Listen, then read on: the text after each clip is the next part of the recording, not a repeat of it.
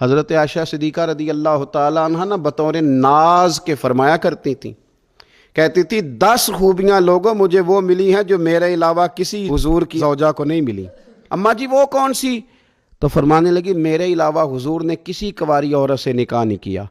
پھر فرمانے لگی میرے علاوہ حضور کی کوئی بیوی ایسی نہیں، کوئی اہلیہ ایسی نہیں جس کا باپ بھی مہاجر ہو، جس کی ماں بھی مہاجر ہو۔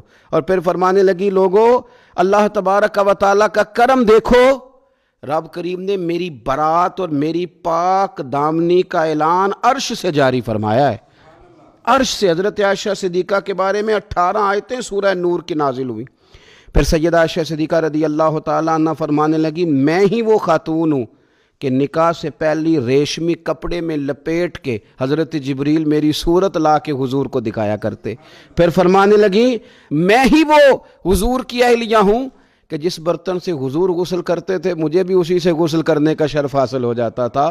پھر فرماتی ہیں لوگوں یاد رکھو میں ہی نبی پاک صلی اللہ تعالیٰ علیہ وسلم کی وہ بیوی ہوں کہ میں حضور کے سامنے سوئی رہتی تھی، حضور تہجد کی نماز پڑھتے رہتے تھے، گویا جو انوار و تجلیات تہجد کے وقت وہاں نازل ہوتے تھے مجھے بھی اس میں سے خیرات ملا کرتی تھی۔ حضرت عائشہ صدیقہ رضی اللہ تعالیٰ عنہ فرماتی ہیں یہ میرا ہی مقام ہے کہ حضور میرے بستر میں ہوتے تھے اور حضور پر وحی نازل ہو جایا کرتی تھی۔ پھر ارشاد فرماتی ہیں کہ نبی پاک صلی اللہ تعالیٰ علیہ وسلم نے مجھے ہی وہ مقام دیا کہ حضور کا نورانی وجود میری گود میں تھا جب نبی پاک نے وصال فرمایا۔ فرمانے لگی میں ہی وہ خوش نصیب ہوں کہ میری باری تھی جب میرے نبی پاک کا وصال ہوا۔ اور 10ویں نمبر پہ فرمانے لگی لوگوں میں ہی وہ خوش قسمت ہوں کہ جس کے حجرے میں رسول پاک علیہ السلام کو دفن کیا گیا۔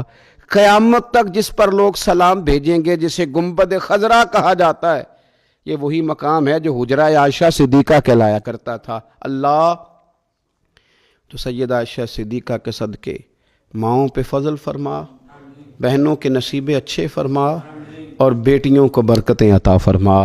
آخر دعوایا ان الحمدللہ رب العالمین۔